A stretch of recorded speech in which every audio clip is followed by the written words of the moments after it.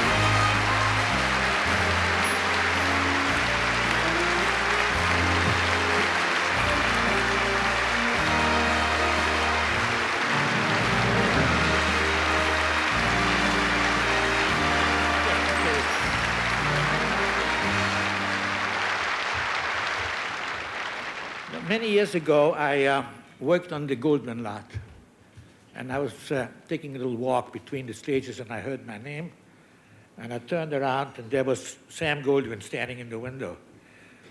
And he says, "Wilder, what's the matter with you? You look depressed." And I said, "I am depressed, Mr. Goldwyn, because my last picture, down the tubes." And he says, "Wilder, when are you going to learn? In life, you have to take the bitter with the sour."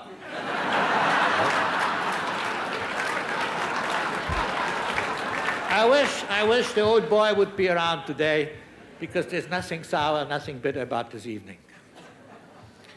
I would first like to thank some absent friends without whose help I would not be standing here tonight. Number one, it's naturally Mr. Ernst Lubitsch, the one and only.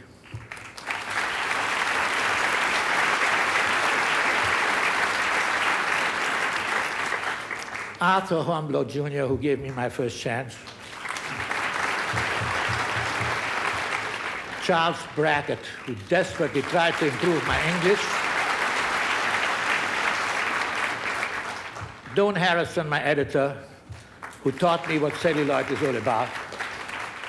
And Harold Mirisch, my boss, my buddy.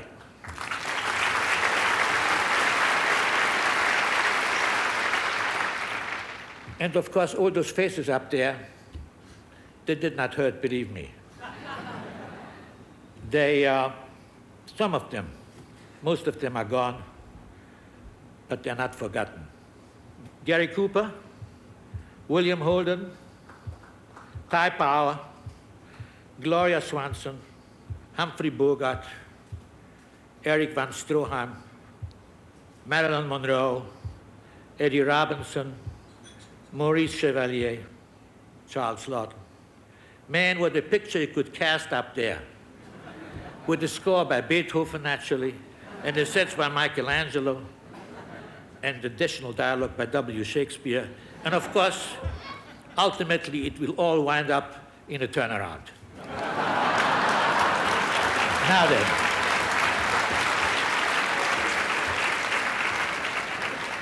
I have been here for over 50 years. That's more than half a century. And all through those years, I've watched Tinseltown vacillate between despair and fear.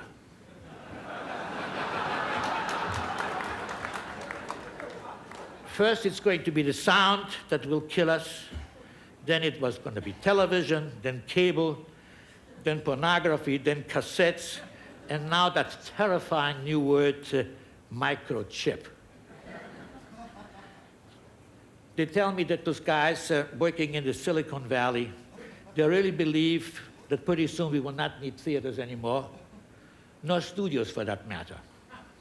We will have, or they will have invented tiny little screens which you can attach to your steering wheel, or big 20-foot screens on the ceiling of your bedroom.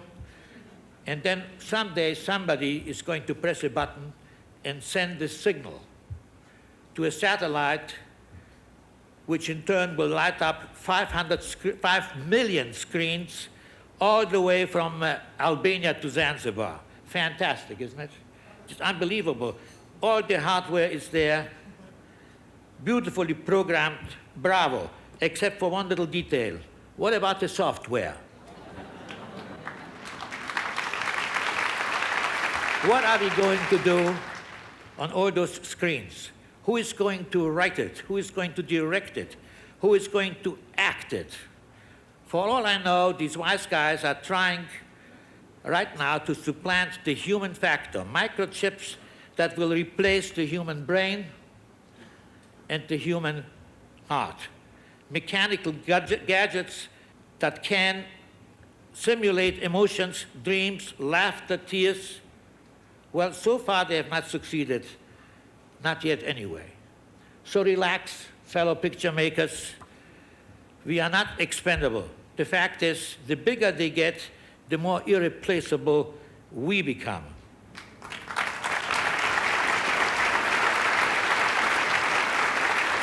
For theirs may be the kingdom, but ours is the power and the glory. Thank you.